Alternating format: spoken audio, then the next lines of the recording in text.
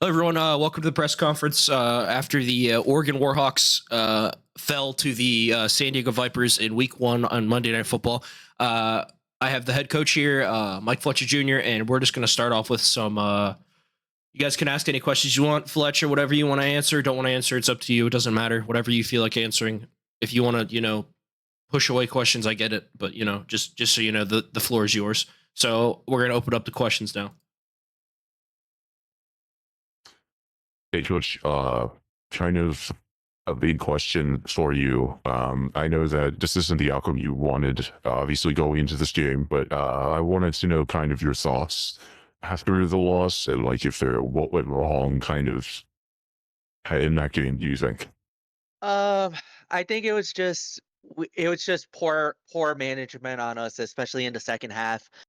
We made quite a few mistakes defensively, and then towards the end, there was a couple of plays I wish we could have had back, but it San Diego is a hell of a team, and they absolutely did everything that they could do in that game, and they made the right plays. I'm proud of the team that we played early in the first half. We did it really well, moved the ball downfield, and then second half, it was bad coaching by me and the guys.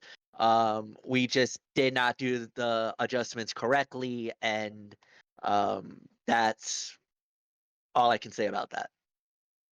Coach, after the first drive where you kind of just went down the field and you got that 3 points, obviously, that would have been a great time to score a touchdown. But I mean, you settled for three, and I think, it was a great decision at that point. But after that, we all kind of thought, oh, wow, this Oregon team is going to move down the field, and this defense, the San Diego couldn't stop them. And then after that, it was kind of like a defensive battle between your defense and Austin Slokey's defense in San Diego. What did you see on that first drive when you drove down the field, and then why didn't it work going forward after that? I kind of feel like first drive that was the 15 play script. It worked to perfection. We were able to move the ball downfield. Great passing, great running. I kind of feel like it was the adjustments. Again, there was a couple of things that I wish we could have had back. We actually had a lot of momentum when the defense got us that turnover. That fumble was huge, and then I just felt like it kind of, certain plays that I wish we could have had back. But at the end of the day, that's a hell of a team on the other side. And that's kind of more or less why we didn't get the win there. And uh, there was a few mistakes that I think we can definitely clean up, and we'll definitely have that uh, ready for next week. So, yeah. So obviously, the biggest concern and the biggest question marks around this team was the quarterback position with Hector Roach. And obviously, I think what we saw today was this kid has talent, but obviously that final drive where he threw that costly interception to Cooper Tanner. How do you feel like your quarterback played, the rookie? How do you feel like he did in the scenario he was put in? Obviously, you go into halftime, you're up 3-0, and then kind of just you get snowballed in the second half. Yeah, no, Egger played great. I can't say anything about it. Yes, the interception was ill-advised, but that's a rookie mistake, and we pulled him over to the side after that INT happened, and we are like, "Look, um, what did you see?" And he instantly admitted it. He's like, "That was my bad. I tried to thread the needle," which I understand and I actually respect. But that was a bad pass, a bad mistake.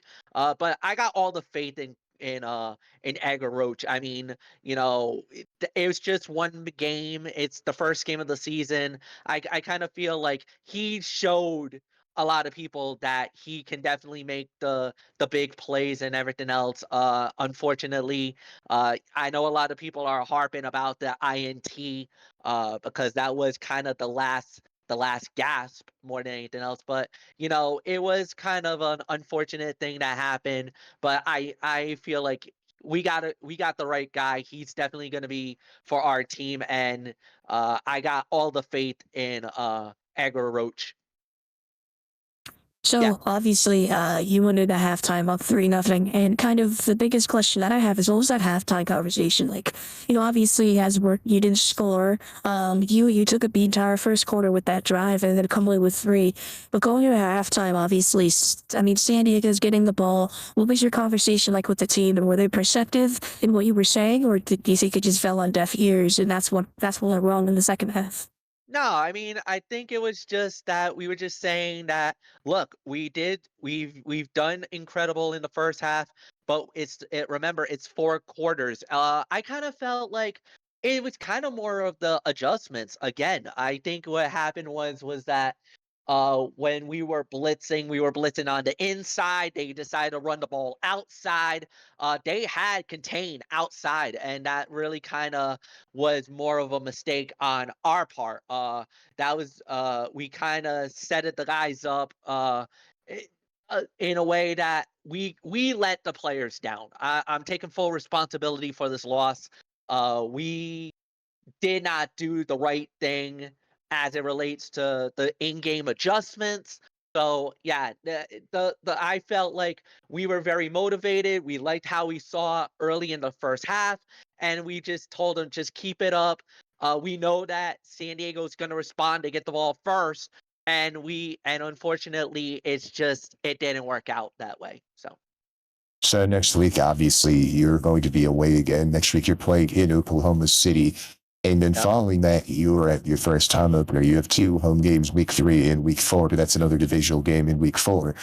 Going into next week, obviously, there's a lot of stuff you can glean for this game. There's a lot of things you can look at tape-wise, and I think what you guys did well was running the football with your rookie, Stephon Bass. They had a great game. But going into OKC, yet they have yet to play. Obviously, they play Thursday. My question sort of is, you going to be watching OKC heavily, or you could be working more on what you did wrong against San Diego? Oh no, I think it's gonna be a mixed bag of both. I think we're gonna review the tape. I think we're gonna go work through, see what went wrong, what we can improve, and then obviously we're gonna start looking at Oklahoma City, see what they bring to the table, and then we can use that game film and then develop a game plan for how we want to attack them. I feel like there was a lot of positives that came out of the game from San Diego. And I think there was some things that we definitely are going to need to work on from the San Diego game. I think once we get a sense of OKC, what they bring to the table, then obviously we'll develop a game plan. We'll start to at least, figure out how we're going to uh, a plan of an attack and everything else. And it's going to be I'm looking forward to at least, and I know the guys out there are hungry to get back out on the field and to kind of get this bitter taste out of the mouth, which, we're going to be focused and we're going to be prepared for that next game. So, yeah. So, final question coming from me directly. So obviously Southampton played before you did. Southampton came away with a win 23-14. They're the reigning defending PTFL champs. What did not come out, and some of the things I want to talk about is because of why it didn't come out. That presser against where Southampton's coach Frank Uri went off on a tangent about how he's going to kill everyone in this league. He's going to win by 50. He's going to run up the score. There is no reason why this team should have been even close. And you play them week 3. At home, it's your home opener, but you're against the defending champions. What do you think going into that game? I know obviously this is looking past OKC, but it's going to be your home opener. You're going to have your fans in the stands. And obviously you learn a lot from the loss, but also if you win at OKC, you build momentum going and bringing Southampton into Oregon. So kind of my question is, are you even thinking at all about Southampton and what Frank Uri's comments were about how everyone else in this league is lesser than him? And if that is playing at all into how you're coaching for this week and then the upcoming week after when you play Southampton? No, I mean, it always is one game at a time. Obviously, the main focus is Oklahoma City, and that's the game that we want to go after first, and that's the game that we're going to be mindly looking forward to. As far as Southampton goes, I mean, talk is cheap.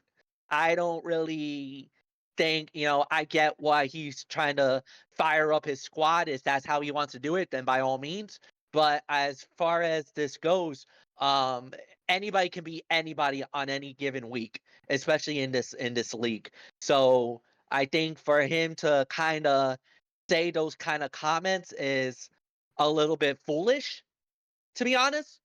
But when you're the reigning champions, you get the luxury and you get the leeway to say that. I mean, what am I? I'm just a rookie head coach who literally had his first game in the primetime football league. But the thing is that I'm more prepared. It's a learning experience for me. I'm going to be preparing. I'm going to be looking forward for every game, for every team. Um, I'm going to look forward to having that rematch with Austin and San Diego at the end of the year, just as much as I'm looking forward to next week against Oklahoma City. And then once Southampton comes down to Providence Park here in Oregon for our home opener, I'm going to be looking forward for that. So, I mean, there's a lot of things that can be said and a lot of things that you can do in that instant. But to be real honest with you, I'm focused on the job at hand, and that's for my team to win the game next week in OKC. And then from there, then I'll look forward for Yuri and Southampton. But again, I understand why he said it, but I kind of feel like to put that kind of bullseye on your back, to put those kind of comments like that, I mean, can be dangerous in one sense. But if you can back it up, then by all means, then kudos to you. But I mean, what I saw yesterday was a team that could have won where Southampton could have easily lost that game. And for him to say, "Oh, that we could have blown them out by 50 or whatnot," well, you didn't.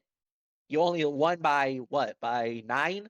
Like about like 9, 10 points. So I mean, talk is cheap when it comes to this league.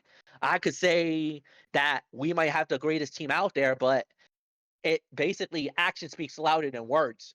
Basically, what you do on the field pretty much tells you if you're really, really good or really, really bad. So I got nothing more to say with him. All right. Well, Mike Flecha Jr., I know you're a busy man. Obviously, you want to get back out on the field with the team and working towards your next game in OKC, and obviously looking at what you have going into next week with what you gleaned from this game. Obviously, the presser for Austin has not come out yet. We're still working on getting that out, but obviously he talked highly of you and how you presented yourself, and that was a very respectful game between the two of you, and it's going to be fun seeing what you guys do at the end of the year. Yeah, I mean, I believe that's all we got time for. I mean, they ask pretty good questions, and thank you for your time. And obviously, we are looking forward to see what you do against OKC in OKC. But yeah, thanks for coming. Yeah, I just want to say something else. I just want to say mad respect to Austin Slokey, mad respect to San Diego Vipers. That was a hell of a game. Congratulations on the win, and like I said, I can't wait to see you guys later on in the year. So thank you guys.